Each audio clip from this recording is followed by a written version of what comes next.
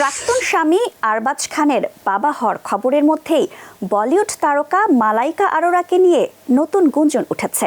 শোনা যাচ্ছে তিনি দ্বিতীয়বার বিয়ের প্রস্তুতি নিচ্ছেন।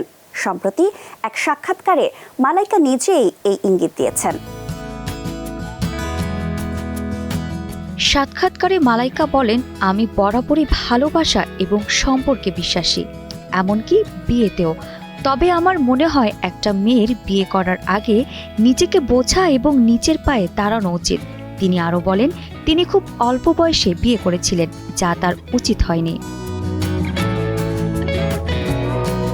মালাইকা আরও জানান, তিনি একজন রোমান্টিক মানুষ এবং সবসময় ভালোবাসা ও সম্পর্কের জন্য তার মনের দরজা খোলা। তার এই মন্তব্যের পরে বলিউড পাড়ায় নতুন করে গুঞ্জন শুরু হয়েছে।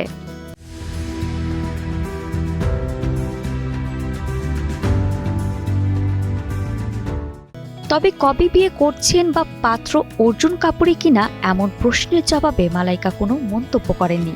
শুধু এক চিলতে হেসে বলেছেন, সব সময়ের অপেক্ষা। আরবাজ খানের সঙ্গে বিচ্ছেদের পর মালাইকা দীর্ঘদিন অর্জুন কাপুরের সঙ্গে প্রেমের সম্পর্কে ছিলেন।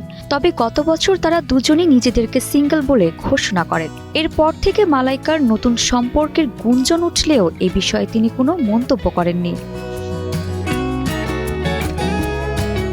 আরিফা জাহান প্রিনন, কালের কণ্ঠ।